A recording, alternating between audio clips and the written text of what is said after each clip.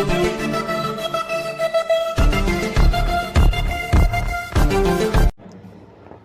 দর্শক, আসসালামু আলাইকুম। আমি ডক্টর সাবিনা ইয়াসমিন। আজকে আমার আলোচনার বিষয় হইল কর্কট রাশির কর্কট লগ্ন 2024 জুলাই মাস কেমন যেতে পারে।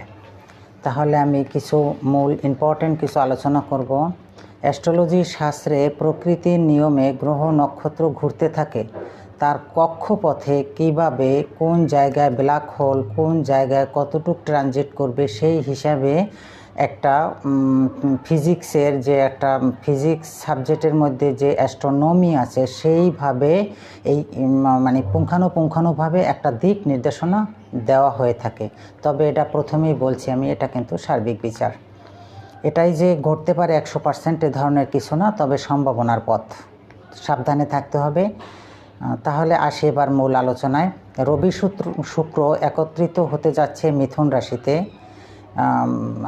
আর কেতু থাকবে কন্যা রাশিতে, শনি থাকবে কুম্ভ রাশিতে, বৃহস্পতি নক্ষত্র পূর্ব ভাদ্রায়, রাহু থাকবে মীন রাশিতে। 13ই জুলাই মঙ্গল প্রবেশ করবে বৃষ রাশিতে, 17ই জুলাই সূর্য মিথুন থেকে চলে যাবে কর্কট রাশিতে। এই বিচারে কর্কট রাশি বুধ সূর্য মিলিত হয়ে তৈরি হবে বুধাদিত্য যোগ। তবে প্রথমেই আমি আলোচনা করব আপনার শরীর স্বাস্থ্য নিয়ে। বুধাদিত্য যোগ আপনার শরীর স্বাস্থ্যের অবস্থা মোটের উপর বেশ ভালো যাবে। জুলাই মাসে আপনার শারীরিক কোনো অসুবিধা মানে গ্রহ নক্ষত্রের হিসাবে কোনো কিছু খারাপ দেখা যাচ্ছে না। তারপর দোয়া করি যাতে আল্লাহ আপনাকে কোনো বিপদ না দেয়। পারিবারিক রবি মিথুনে থাকায় পারিবারিক সুখ মোটামুটি বজায় থাকবে। তবে মাসের শেষ সপ্তাহের দিকে আপনার মানে পার্শ্ববর্তী পরিবার বা রিলেটিভদের সাথে কোনো মানে সম্পর্ক বিচ্ছেদ বা কোনো গ্যাঞ্জাম হতে পারে। তবে মাসের শেষের দিকে একটু সাবধানে থাকবেন। প্রেম সম্পর্ক মোটামুটি ভালো থাকবে, আপনার অবস্থার উপর ব্যবস্থা। এখন আলোচনা করব অর্থনৈতিক অবস্থা। আর্থিক দিক মোটামুটি ভালো যাবে। যাদের কোনো চাকরি ছিল না তাদের চাকরি হওয়ার সম্ভাবনা রয়েছে, আর যারা চাকরি চলমান করেন তাদের অফিস মোটামুটি ভালো যাবে।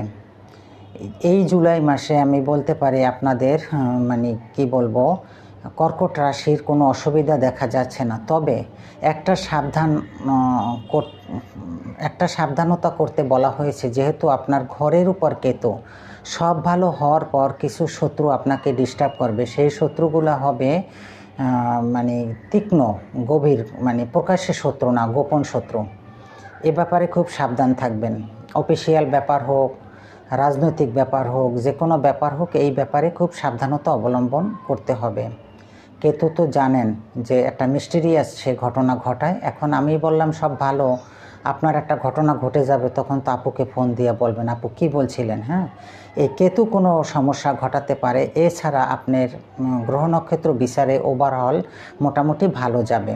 আর বিদেশ যারা যেতে চান বিদেশও যেতে পারবেন, এবং বিদেশে যারা স্টে করছেন দীর্ঘদিন সেখানেও ভালো যাবে। কোনো বিপদ আপদ সম্ভাবনা গ্রহ নক্ষত্রে নাই। তবে আপনার হাউজে যখন কেতু অবস্থান করছে কর্কটে, কেতু তো একটা জায়গায় গেলে সে 1 বছর মানে বেড়াতে যায়, যে ঘরটা যখন চেঞ্জ হয় তখন সে 1 বছর ওখানে থাকে। 1 বছর ওই ঘরে মোটামুটি দৃষ্টি দেয়।